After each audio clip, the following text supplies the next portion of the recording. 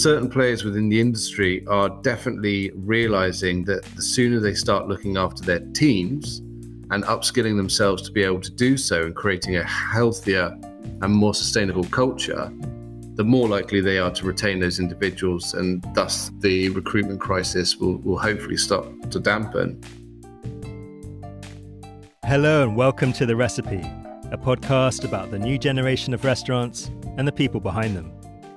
I'm James Clasper, and in this episode, we're going to be talking about mental health and ways to improve the well-being of people in the industry. From Instagram to Netflix, there's no shortage of colourful content showcasing the creative side of the culinary world, but there's precious little coverage of its darker side and the stresses and strains that all too many restaurant workers find themselves under. In fact, from burnout to suicide, substance abuse to toxic masculinity, the restaurant industry may well have more problems than most. And it's a situation exacerbated, no doubt, by the pandemic and the ongoing economic turmoil. Fortunately, however, increasing numbers of people are trying to make a difference, from tackling taboos about mental health to creating healthier work environments. More and more restaurant owners, employees, and activists are taking well-being off the back burner and making it a vital ingredient of any gastronomic endeavour. So in this episode of The Recipe, we'll hear from 3 such individuals. Coming up, we'll talk to a Dutch chef who decided to get his weekends back. The guests are really understandable. That's the cool thing. They say like, yeah, but you're closed on a Saturday, and how then? And then we explain it. And then they said, yeah, it's really good, man.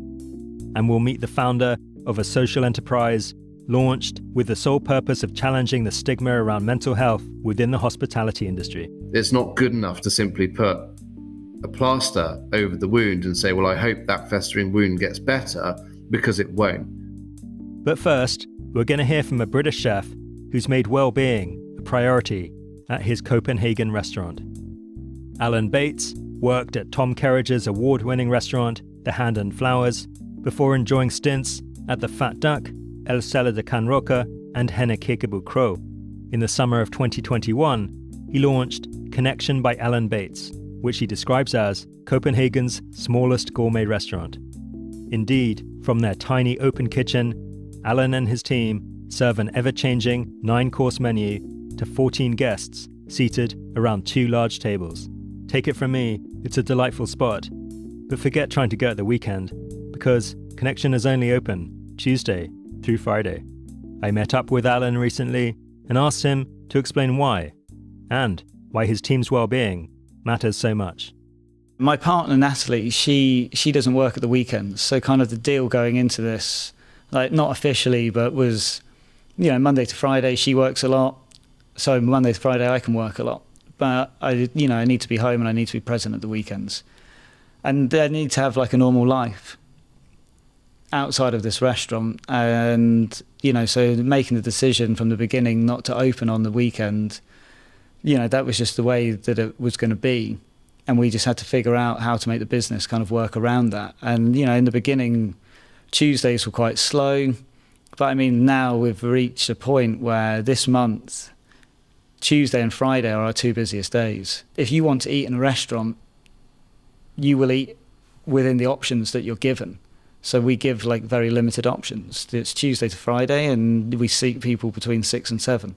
We don't take anyone after 7 o'clock because we have upstairs neighbours and we want to be respectful of them. So we will have the restaurant empty by 11 o'clock, latest every day. This is not a bar. This is not a place to have your like post-dinner drinks. We offer one very specific experience, and once it's over, and that's the end of it. And, that works well because our upstairs neighbour is happy. But also, as a team, we're out of here at 11:30 at the latest, and it's something that we're never going to change. Like, we don't open at weekends and we don't stay open late. Like, you cannot sit here and while away like 2 hours like sipping on a glass of red wine. That's not what we're doing. It doesn't make the user experience any better, and it would certainly make the working experience infinitely worse So it's not worth doing. So from the beginning, we've set those rules in place, and we stick to them. There's no negotiation on them. We're going to go to having 3 waiters as well. That should take us from running on like the minimum number of staff to actually being slightly overstaffed. And the idea here isn't to make things more complicated. It's to reduce the workload on everyone, myself included, and if I'm completely honest. Like, I have a life outside of this restaurant. I have a girlfriend who doesn't see me as much as she would like, and I have a dog who I love very much. It's very important that I'm able to make time, or we're all able to make time for our partners and loved ones. So the idea of overstaffing it is just to reduce everyone's workload. As we can reduce hours, and we can reduce the amount of work you have to do in the hours that you're here. We're going to have 3 waiters and 3 chefs to cook for 16 people as an absolute maximum, normally 14 people a night. And then, that's the balancing act, is how do you do that and pay people properly, and at the end of the day have an economically viable business? Because if it's, profit's not a dirty word, and if it's not turning a profit, the door will close tomorrow. I think the most important thing that we're doing is trying to foster like a very positive working environment, like a very psychologically safe space where people are like happy to express themselves and feel comfortable doing so, and more importantly feel comfortable failing. Like before a dish gets onto the menu or the wine pairing changes, we'll have failed like innumerable times, both at the dish and finding the right pairing, until we've absolutely nailed it, is when it'll make it onto the menu. And I think people have to feel safe in doing that, because if they don't, they won't fail confidently. And if they're not failing confidently, and then they're not growing. And if they're not growing, we're not improving. All the things that we're doing in terms of trying to like improve working conditions for the staff and to make it a wonderful place to be, that we see that not only do they have the impact of making it a nicer place to work and making it hopefully a long-term place for people to settle down, but they these positives on the people who work here, that directly correlates into a positive impact on the people who are coming in here as guests. And so the two things, it isn't sacrificing the business to make it better for the staff. The better we make it for the staff, like that pays straight back into the business, and that makes the business better and stronger. Like the two things are in symbiosis, and we see that like month after month for the last 14 months. The feedback from the guests is just getting better and better and better as we go and as we grow as a business, and then that's amazing to see that it isn't one or the other. That was Alan Bates, the owner of Connection by Alan Bates in Copenhagen. Coming up, we'll hear from another chef who decided to close his restaurant at the weekend and has never looked back. I think that's way more important, that I have a nice weekend off and then I'm ready for the new week. But first, we're going to hear from Kris Hall. Having worked within the hospitality industry for almost a decade and seen many people struggle with their mental health, Kris founded the Burnt Chef Project in May 2019 to raise awareness of and provide support and education around mental health within hospitality around the world. According to the Burnt Chef Project, 84% of people in the industry have experienced at least one mental health issue during their career, yet 46% wouldn't feel comfortable talking about their health concerns with colleagues. And in a 2021 survey by the social enterprise, 40% of hospitality workers said they had struggled with their mental health in the previous 12 months. So earlier this year, I called Kris at his home in the UK and began by asking him what exactly the Burnt Chef Project does. We provide in-house mental health training, manager training, mental health first aid training. We've reached 112 countries with training so far. We now have a 24-hour text-based support service in the UK that anyone can use day or night for free. They'll get through to a trained volunteer who will respond in less than 5 minutes and talk to them about their health, their well-being, what's on their mind. We've launched an app that's available all around the world in 9 different languages that provides ongoing therapy with the same therapist, week in, week out, unlimited amount of times and conversations.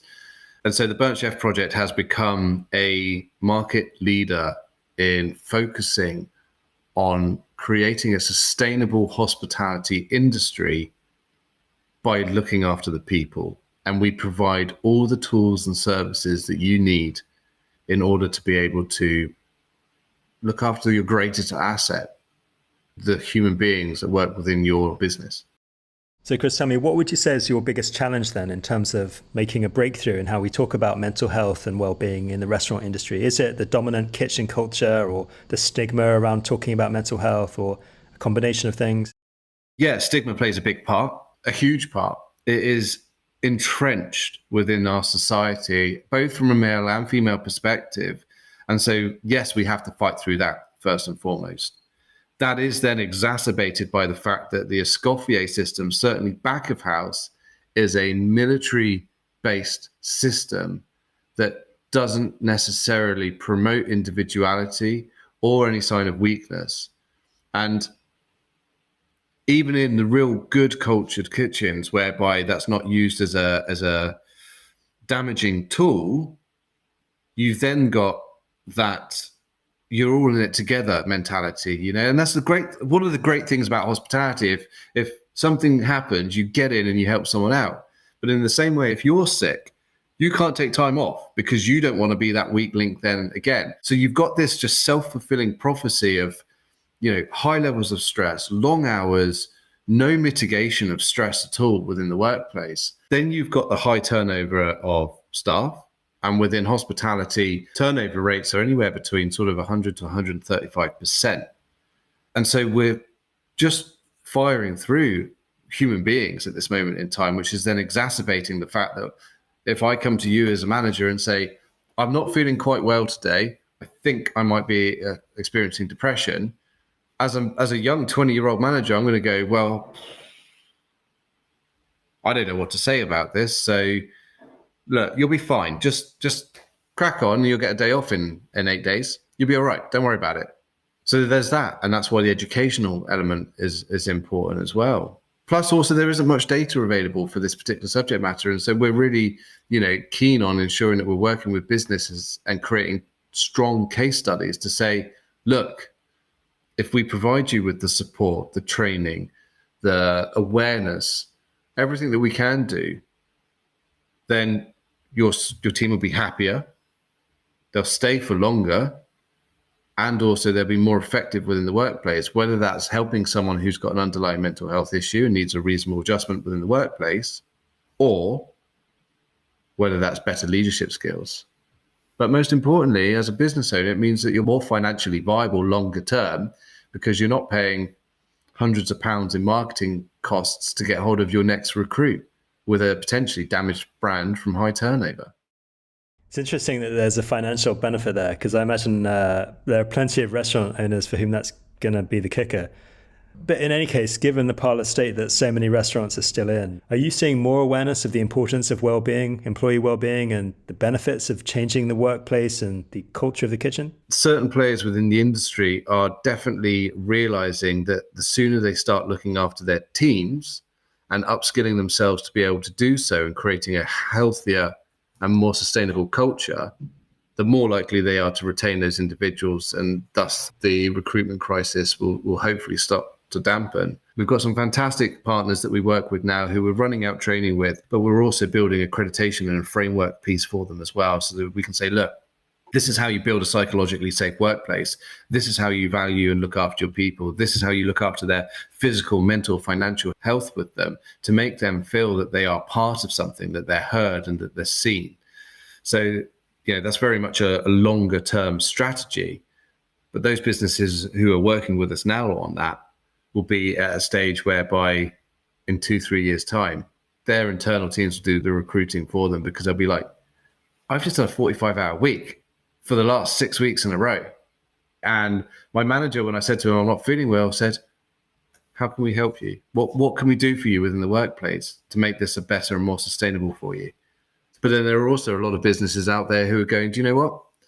This whole mental health thing, it sounds like a good thing to get on. Let's tick that box and get the training done. It's not good enough to simply put a plaster over the wound and say, well, I hope that festering wound gets better, because it won't. There are going to be casualties. There are going to be businesses who haven't factored this financial element into their business plan because they've been going for 20 years, 30 years. They may not have the cash flow to be able to implement major structural changes when it comes down to company culture. But the problem is that in order for business owners to address this seriously, they need to take a peek behind the curtain. And that's the stumbling block that we hit all the time. It's a case of going, look, you've got some big fires in your business. You think you know where they are. We can show you where they are. We can provide you with the training and the resources to put them out. But in order for you to do that, you're going to have to acknowledge that perhaps things aren't quite right at this moment in time. That could be, an underlying wave of masculinity and sexism that you just don't know about, that you're not even conscious about, an unconscious bias. That could be the fact that, the resources and the training you're providing your teams, or even the interviews that you're doing, aren't thorough enough to make sure that the people are the right fit for your business and you're the right fit for them. And that's where the monsters lie. And for business owners to do that, they think, well, I'm going to have to put money into this and it's going to cost me. But in reality, there's no quick fix. And the analogy I use is like, and the one that we use in hospitality, is that if you are making a loaf of bread and you mess up your ingredients, you're not going to be able to leave the bread to prove or leave the dough to prove and go, it hasn't proven. Let me just pull it all apart and I can just quickly fix this, put it all back together. And when I come back, voila, there's going to be a beautiful loaf of bread, right? You can't do that.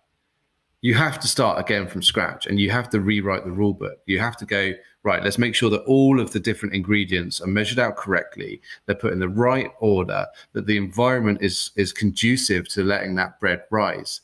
And so when we look at this, it isn't a quick fix. It's never going to be a quick fix. And it's going to be painful, like ripping off a plaster. But once you've done that, yes, it might cost you a bit of money. Yes, there may be a bit of investment. Yeah, you may even, as a business owner, only break even for the next 2 years, but you'll still have a business in 10 years' time.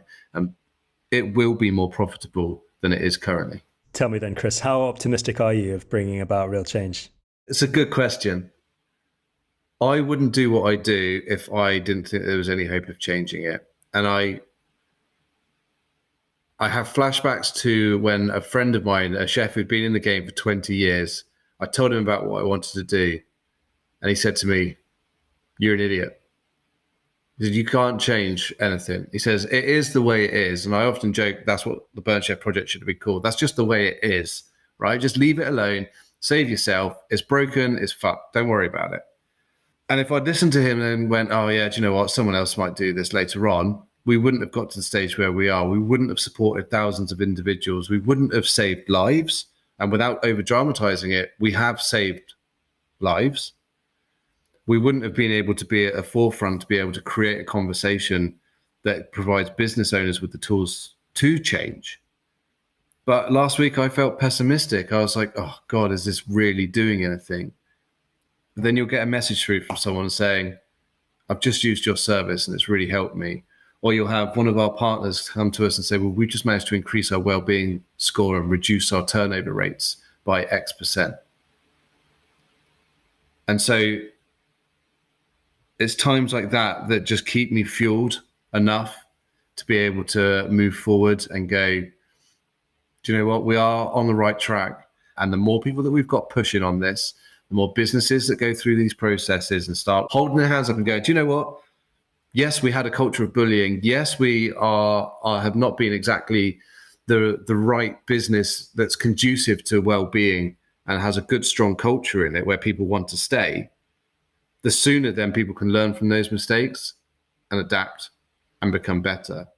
The question I get asked quite a lot is, what can we do as diners? Because it seems that if there were a good way of knowing which restaurants truly cared about their employees' well-being, well, we in turn could then choose where to spend our money. Yeah, definitely. And I think what we have to be quite conscious of is that not every diner is going to give two hoots about how their food or drink appears in front of them. We still have to acknowledge that there are people out there who just don't care. But I'm encouraged to see that the millennials, the Gen Zs, this wave of conscious thinking is coming into play. And so now we have restaurants that are vegan or organic or plastic free or only buy sustainable meat from the right sources. We have all of these great diverse mixes of groups now whereby people can then make a conscious decision on where they eat. And my dream for the Burnt Chef project, and we were so close, this year close, is to launch an accreditation whereby we can actually slap a seal of approval on a business and say, this is a great place to work because they have everything in an equilibrium. And they've shown that with data. They've worked with us for a period of time so we can measure that impact.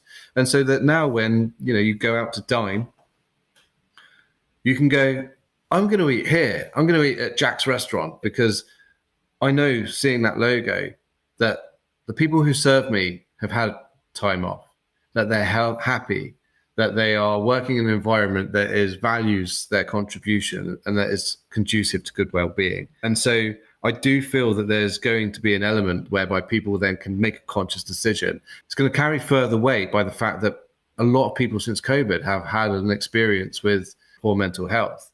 And finally, Kris, if there's anyone in the industry listening to this, maybe this is the first time they've heard about the Burnt Chef project and they want to find out more, or they're wondering how to get help or resources, what can they do? Where can they go? So if you're a business owner, if you're a general manager, if you're housekeeping, front of house, back of house, it doesn't matter. Head over to our website, which is www.theburntchefproject.com.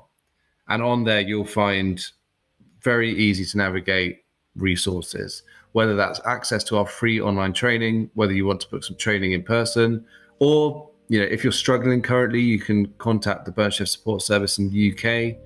If you're wanting to put in place mid to long-term support mechanisms for your teams, then you can purchase the Thrive app on subscription. It's like £35 per person per year. It's peanuts, and you provide them with a whole load of resources and free therapy for the entire year.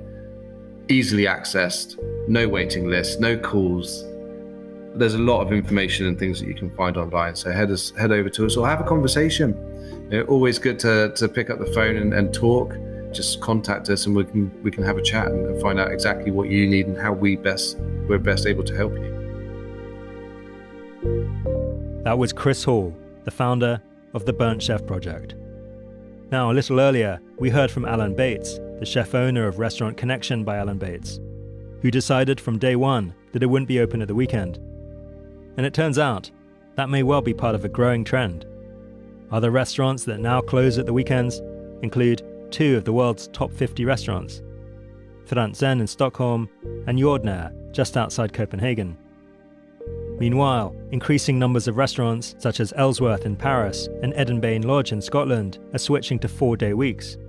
Of course, some may scoff at this trend and say the numbers don't add up, that a restaurant simply can't make it work financially, which is precisely what makes the mindset and perspective of our final guest so refreshing.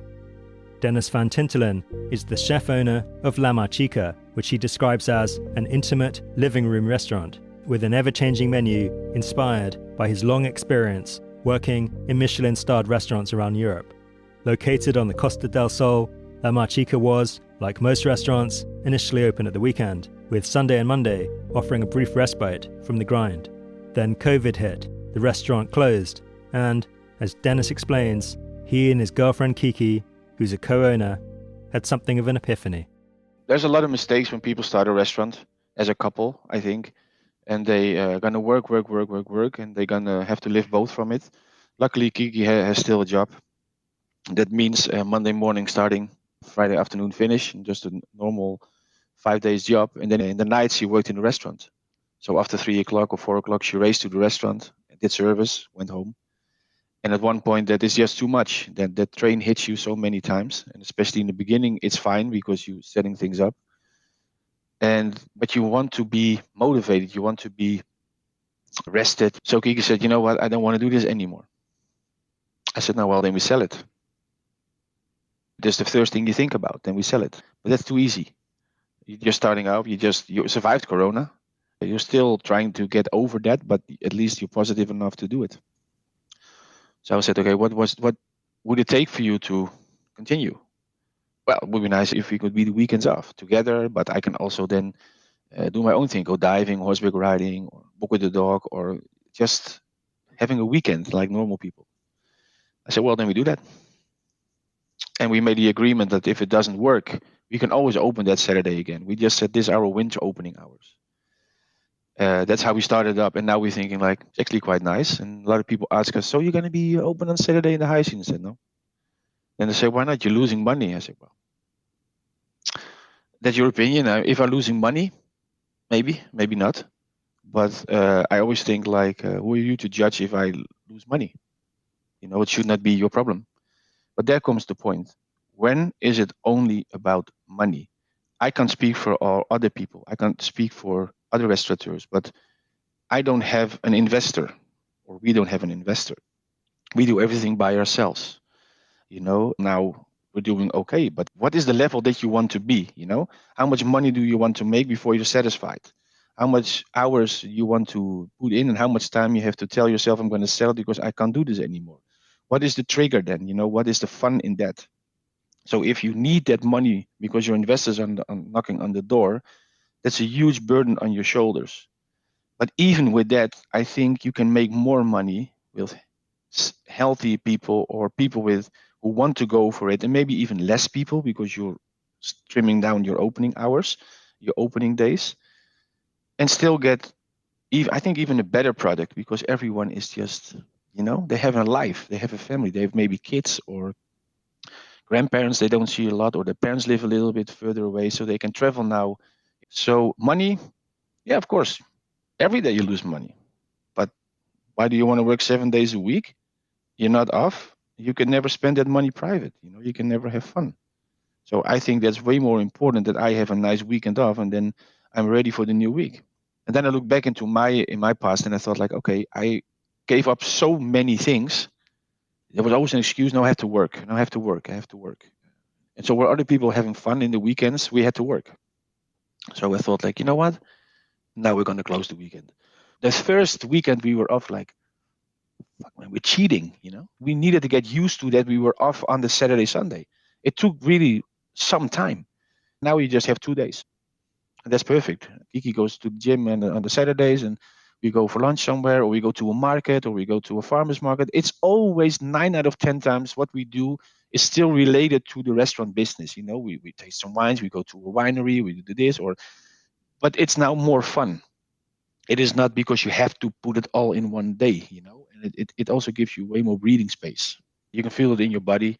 You don't have a stress belly anymore. You eat properly. For sure, I'm more energetic mentally and physically, and also like creativity wise. You need to take your rest to be creative. The guests are really understandable. That's the cool thing. They say like, yeah, but you're closed on a Saturday, and how that? And then we explain it. And then they said, yeah, it's really good, man. You have a good balance. There's a good work and life balance. They said, we never thought about it that way. So the reactions of people were actually really positive. They were like, okay, yeah, now we understand. Yeah, it makes sense. It is not so common anymore that everything is going the weekends. To go out for dinner, to have a good meal. No, people do it on a Monday. People do it on a Tuesday, on a Wednesday. They go for lunch on a Friday. They make it a weekend, and the restaurant is closed. So I think it has to do with keeping your staff healthy, mentally and physically.